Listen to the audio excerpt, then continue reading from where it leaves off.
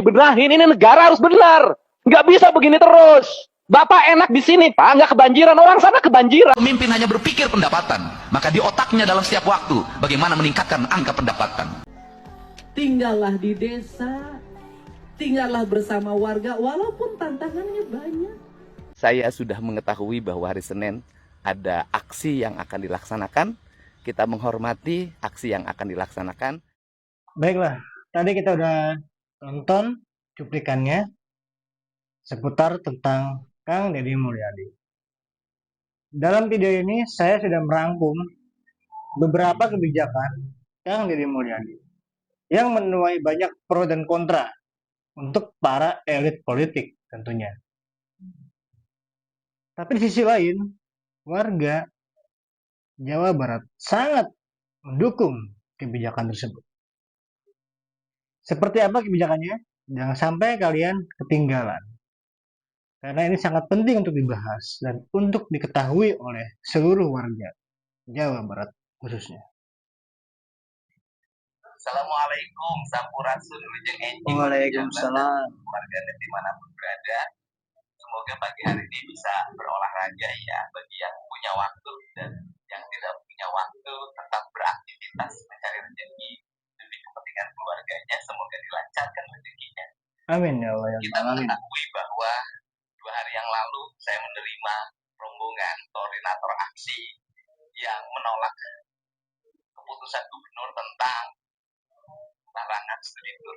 Mereka keberatan karena menimbulkan problem ekonomi Betul. bagi para agen travel kepariwisataan, sopir bus, kemudian pengusaha bus dan berbagai kalangan yang terlibat dan menikmati usaha dari studi tour.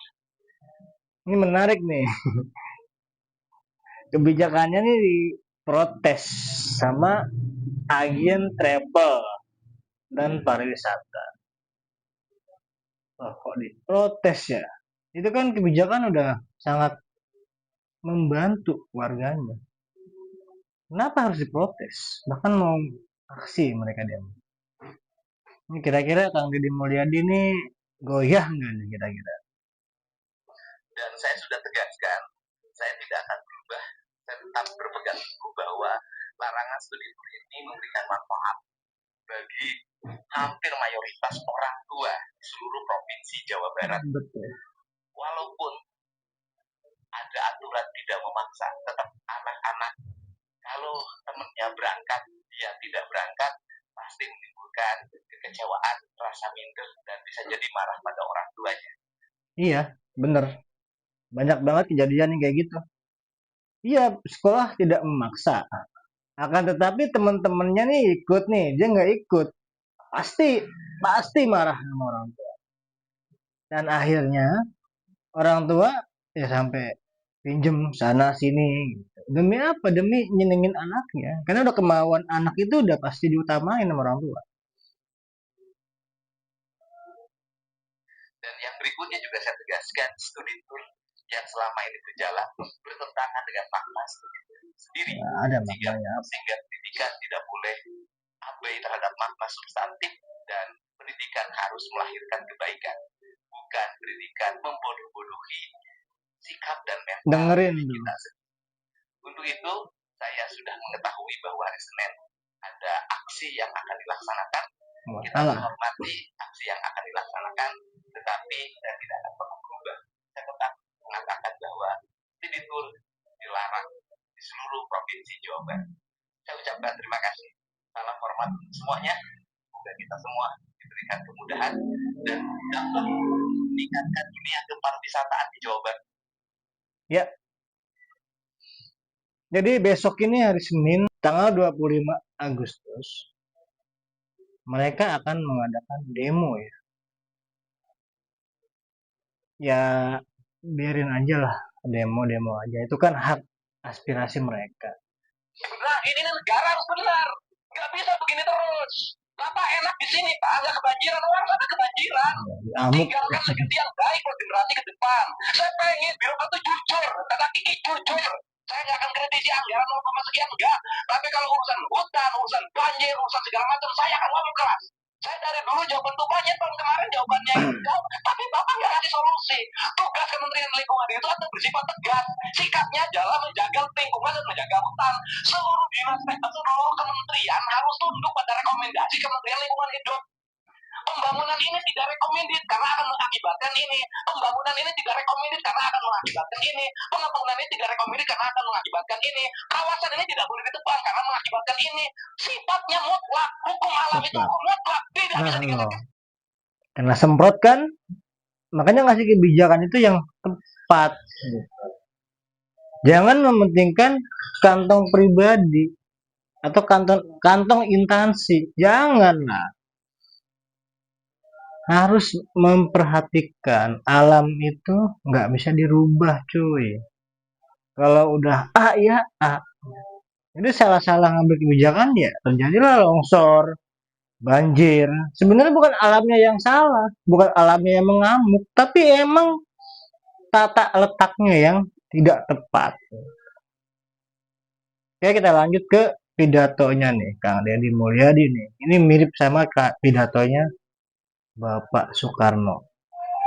Ketika anak-anak kita menghabiskan waktu main game online sampai jam 4 pagi, tidak masuk sekolah, di rumah kamu, mengancam orang tuanya dengan pisau, menusuk kakinya dan sanggul, kita hanya bisa diam.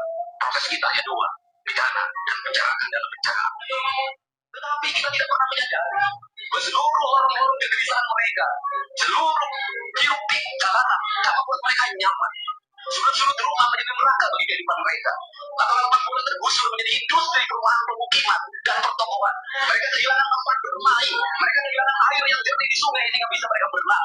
Mereka kehilangan gunung-gunung yang indah tempat mereka bercengkrama dengan alam. Mereka kehilangan sawah yang terhampar. Yang mereka lihat adalah kebisingan dan kebisingan. Bising di jalanan karena knalpotnya brong. Bising di rumah karena orang tua yang bertengkar. Maka melerang mereka lari dalam ruang gelap. Di genggamnya handphone, diambilnya obat-obat larang. Di tengahnya minuman dalam sebuah termuk yang sama. Kita orang-orang yang terpinggirkan di rumah, kita orang-orang yang terpinggirkan di sekolah. Guru-guru tunjuk pada wajahnya, tapi tak bisa memberikan solusi kegelisahan jiwa. Asli gue merinding sih. Ini kayak ngelihat pidatonya Bung Karno yang masih hitam putih tuh. Asli. Sedih banget sih. Semua orang hanya memberikan pengamatan. Hal ini kajian, itulah metodologi yang dikembangkan bangsa ini. Tetapi tidak ada yang berani mengambil solusi, mengangkat mereka di seluruh jalanan, dimasukkan ke barak, dididik secara militer, diarahkan menjadi anak-anak yang berguna. Yang diselipin militer adalah harga mati bagi kemajuan bangsa, bukan musuh. Pandangan pada pandangan pada orang yang takut anak Indonesia bangkit, yang takut anak Indonesia mencapai kemajuan. Mereka takut bangsa ini menjadi bangsa kokoh dan tegak. Mereka ingin bangsa Indonesia menjadi bangsa kokoh yang setiap hari melakukan ilmu pengetahuan, yang setiap hari bertengkar di TV, yang setiap hari bertengkar di medsos. Sementara hamparan kekayaan alam diambil sama mereka. Janganlah kita menjadi angkai dari bangsa lain, memporak-porandakan diri sendiri dan bangsanya dengan alasan pengetahuan, dengan alasan hak asasi manusia. Anak membawa motor di bawah umur adalah pelanggaran hak anak. Apa kita bertindak? Dan selama ini kita membiarkan anak-anak nonton film tanpa didampingi oleh orang tua. Itu adalah pelanggaran anak. Dan kita tidak perlu bertindak. Anak-anak di bawah umur merokok, minum minuman keras, itu adalah pelanggaran hak anak. Semuanya kita berdiam. Negeri ini akan hancur manakala semua orang berdiam. Maka orang yang memegang kekuasaan harus menggunakan tangannya untuk merubah seluruh kemungkaran ini menjadi sebuah kebajikan. Asli, cuy. Gak bisa berkata-kata gue ini lihat video ini. Kata-katanya tuh bener-bener terarah, tersusun, cepet, tanpa koma, tanpa titik, tapi jelas. Luar biasa cerdas banget ini. Bapak Aing ini luar biasa ini Bapak Aing. Kang Deddy Mulyadi. Udah layak lah ya dia jadi presiden kita ya nanti ya. Oke, lanjut ke video berikutnya. Pemimpin jangan hanya berpikir tentang pendapatan.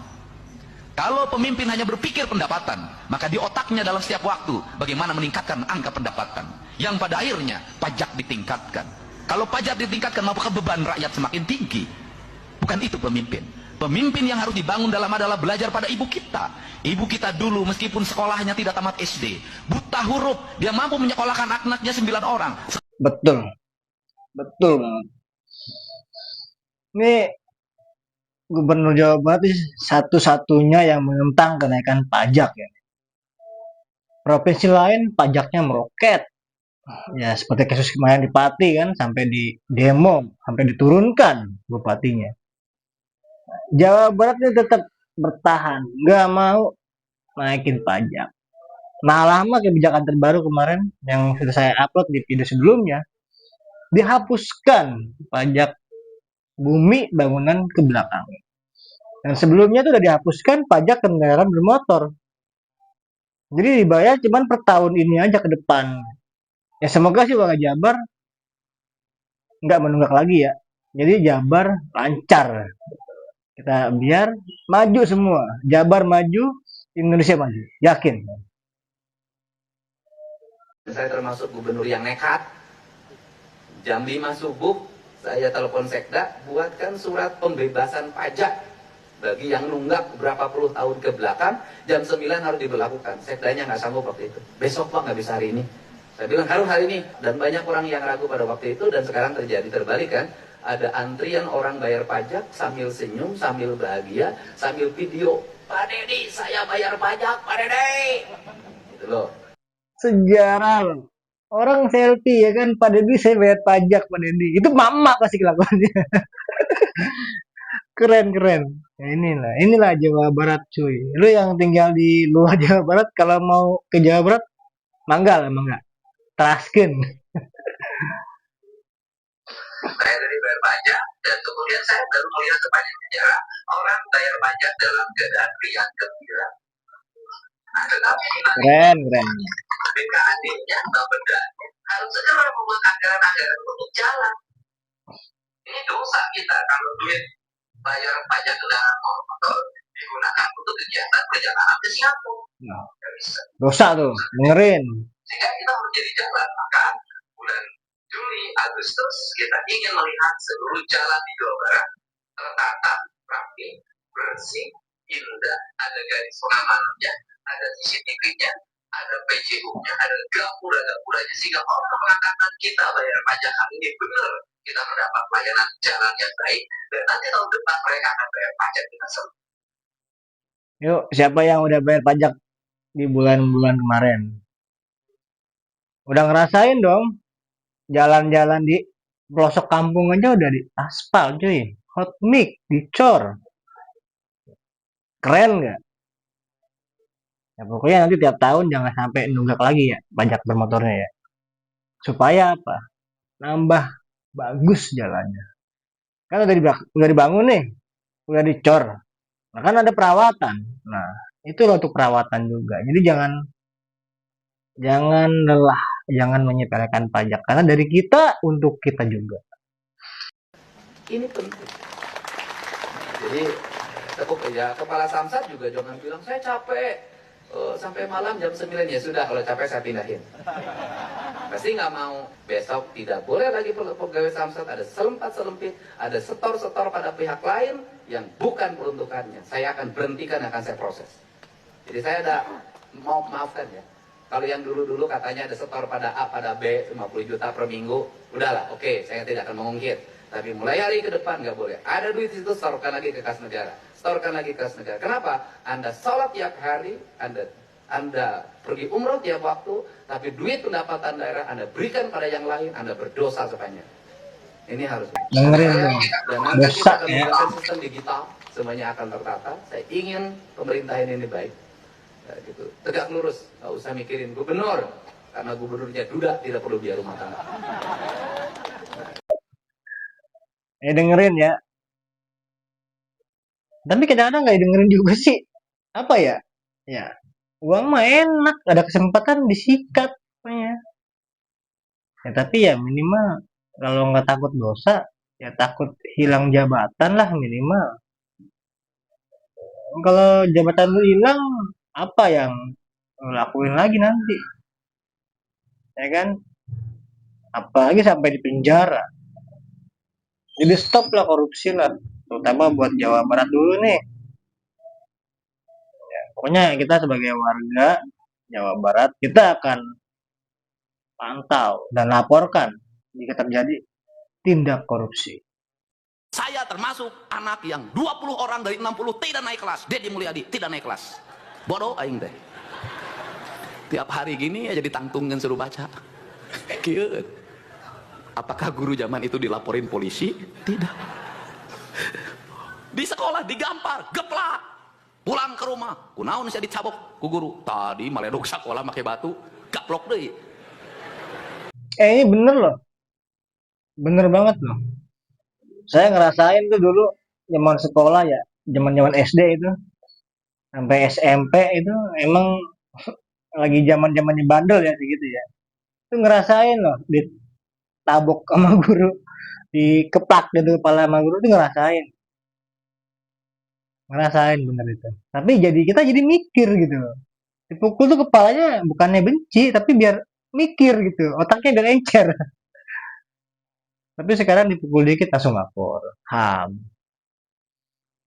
Ya harusnya dilihat dulu lah. Maksudnya ya sampai mencelakai enggak gitu. Kalau sampai mencelakai ada bekasnya, bolehlah dilaporkan di visum atau apa. Tapi kalau cuman sentilan-sentilan sayang dari guru, kan kita udah nitipin nih anak kita ke wali murid, ke guru-guru di sekolah.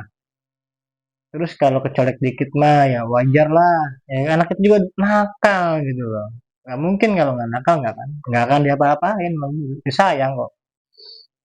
Punten ya, mohon maaf, kita memang hari ini sudah harus mengikuti ratifikasi perjanjian perlindungan anak. Tetapi anak waktu itu lahir anak kokoh. Hari ini anak lebih galak tibatan gurunya. Anak lebih galak tibatan bapaknya. Anak-anak hari ini tumbuh lemah. Ya, tapi ya balik lagi lah kepada didikan orang tuanya lah. Kita boleh mendidik secara keras, tapi jangan sampai melukai fisik anak kita atau batin anak. Jangan juga, apalagi batin ya, jangan. Tegas, terarah. Jadi kalau bertanya Kang Deddy tinggal di Sukadaya, saya ini lagi kasih contoh buat para pejabat di Indonesia. Keren. Tinggallah di desa, tinggallah bersama warga, walaupun tantangannya banyak, walaupun kesedihannya ada. Kenapa? Saya politisi, anggota DPR untuk kemarin, Karangangkung. Politisi kalau di Jakarta itu makan di hotel minimal 1 orang 1 juta, 5 juta. Kalau makan daging Jepang itu 2 juta 1 orang. Kalau makan daging Jepang yang lebih mahal lagi 1 orang 5 juta, bahkan pakai telur. 1 kali makan. Uang dari kampung dibawa ke Jakarta, dinikmati di Jakarta. Siapa yang kaya dari itu? Konglomerat yang punya hotel. Benar-benar mateng ya pemikirannya tuh, benar-benar untuk rakyat ya. Gimana nggak dicintai?